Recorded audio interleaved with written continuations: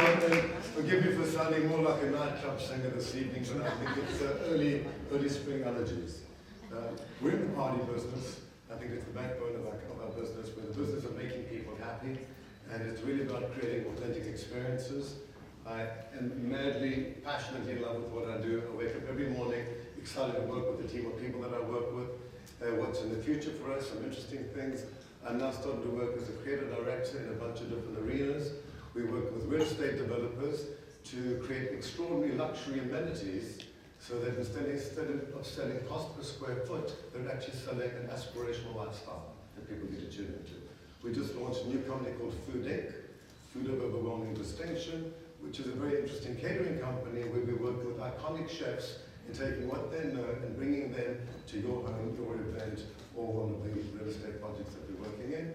And today I'm very proud to say that ColinCowieWeddings.com, we realized that our audience there was all millennials, and millennials really, excuse my French, don't give a shit about a 55-year-old.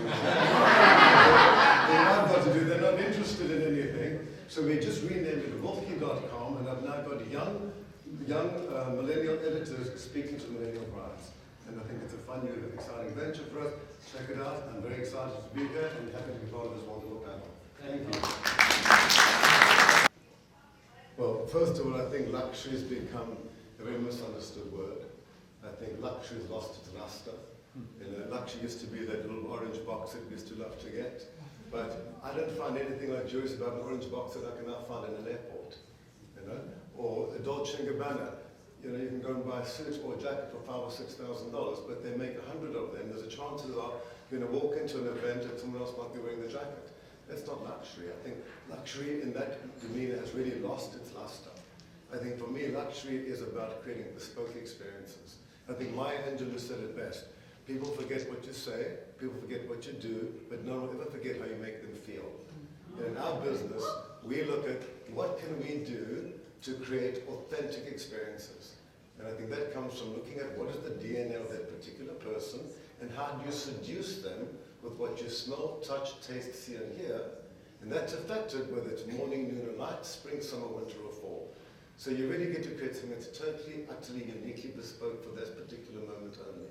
And I think that's what luxury is today. Great. Nailed it. I think especially... All right, that's it. Yeah. An absolute luxury brand, Colin.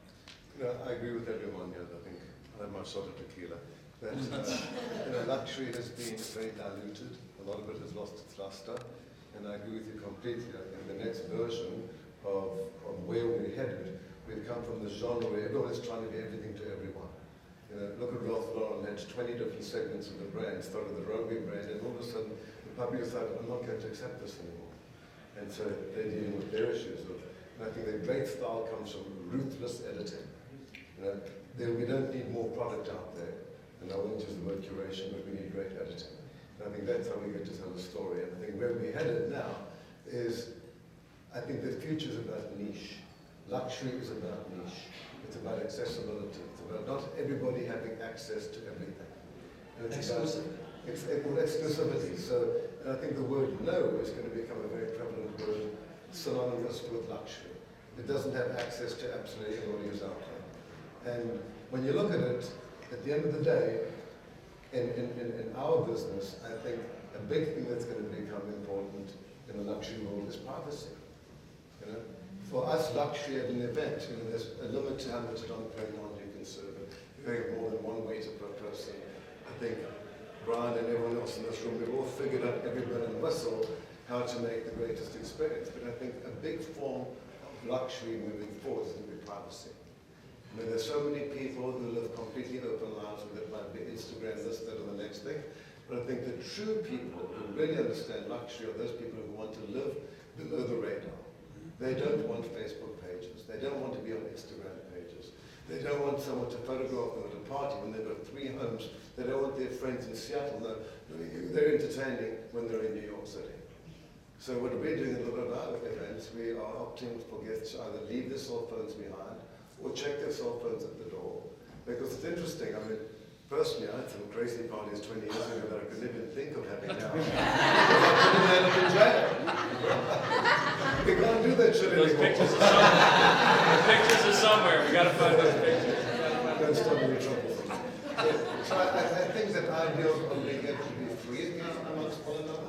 and not to be worried about a cell phone and a picture popping up somewhere. This is another form of luxury, which is privacy. Yeah, I mean, if you look. Colin? 2 words: bespoke experience. Wow. However, I will say, I was creative director for NetJets for 3 years and we worked together. And I never got on a commercial aeroplane for 3 years. I used those 14 different categories of planes like a yellow taxi. That is the shit. Into that. Okay, well, we have about 8 minutes for Q&A. So happy to take some questions. The one thing I ask is tell us who you are and what your company is. I saw your hand go up first. Thank you. Hi, everybody. I'm Jennifer Claire Scott, CSVP with Empire Force Events. We are now known as Access New York Metro. And Please thank tell you. Jackie I hope she feels better, and please direct your question to one panelist. Seriously? Okay, I think I can do that. Perfect. Jacqueline's sick as a dog. She did not need to share those germs with anybody. Although the concept of luxury seems antithetical to the sharing economy, I was actually very pleasantly surprised to hear several of you talking about that. So, you know, the concept of a membership airline and sharing rides, and instead of choosing a car service, choosing as an organization to rely on an Uber. I suppose if I have to direct it to one person, it's going to have to be to Colin, but what I'm curious to know is, where does the sharing economy fit, or how is the sharing economy going to impact luxury events and or hospitality as we move forward? Great question.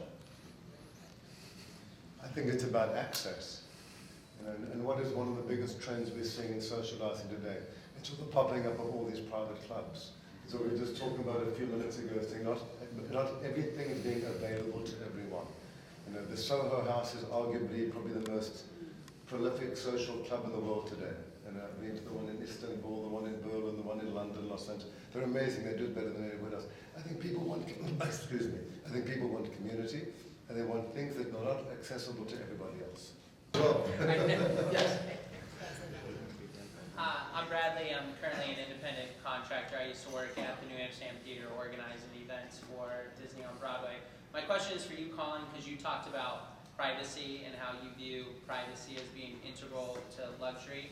How do you then attract new customers while keeping this air of privacy or exclusivity? we're all social media whores, let's be real.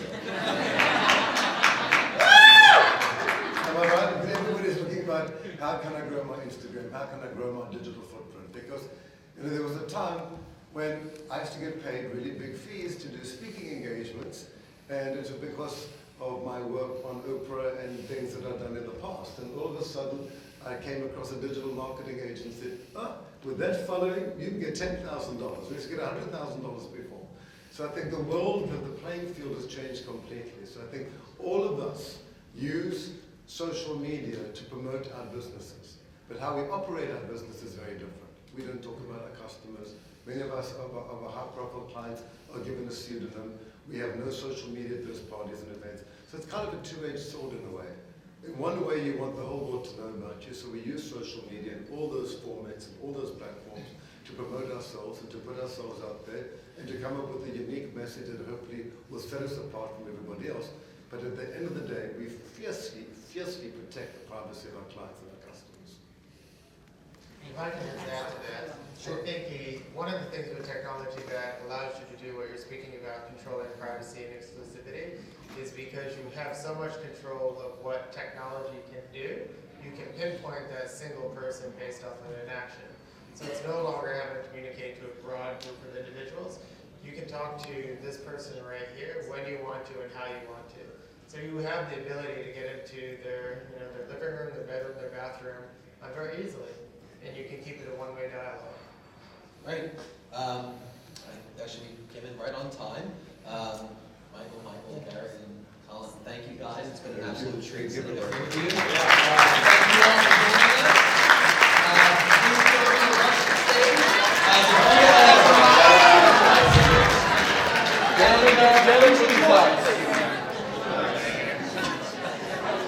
Luxury and curated. We have to. Ladies and gentlemen, stay right there. I'm looking right. Privacy, don't post that. That's a nice little toast. Ladies and gentlemen, right here. Skull. Salute.